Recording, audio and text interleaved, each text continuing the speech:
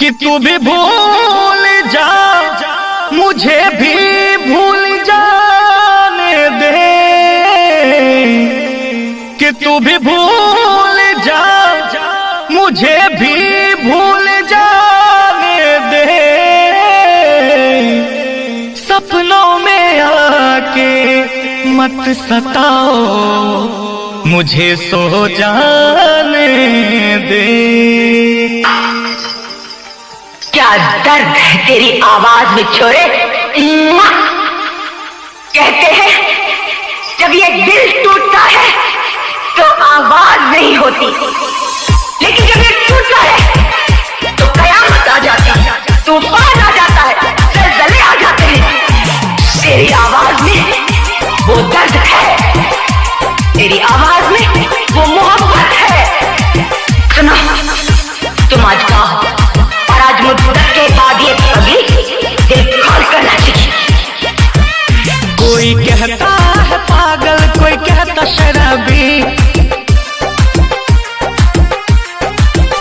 कोई कहता है पागल, कोई कहता शराबी, कोई कहता है पागल, कोई कहता शराबी।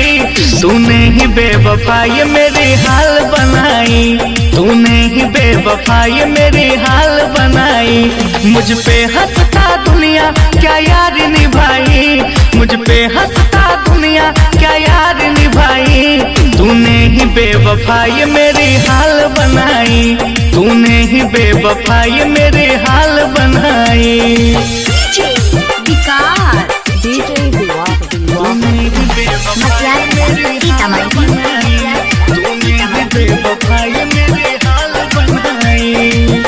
ना पूछो कैसे जीता हूँ, जाम आंसू का पीता हूँ। तूने दिया जख्म जो सीने में, उसे लेके मैं सोता हूँ, उसे लेके मैं सोता हूँ। ना पूछो कैसे जीता हूँ, जाम आंसू का पीता हूँ।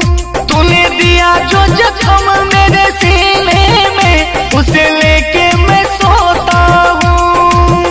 तूने जला डाली दुनिया मेरी बसा बसाई, तूने जला डाली दुनिया मेरी बसा बसाई।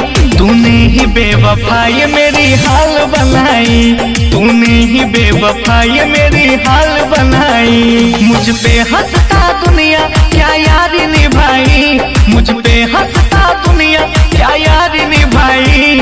तूने ही बेवफाई मेरी हाल बनाई, तूने ही बेवफाई मेरी हाल बनाई।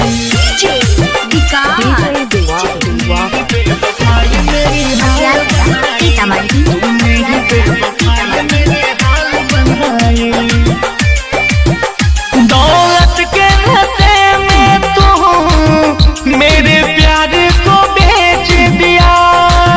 राहुल का दिल रोता है, इसे ऐसे खरोच दिया, इसे ऐसे खरोच दिया।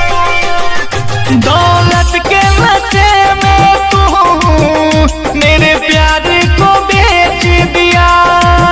सालिम का दिल रोता है, इसे तूने खरोच दिया। क्या प्यार का अंजाम होता तूने सिखाई, क्या प्यार का अंजाम होता तूने सिखाई।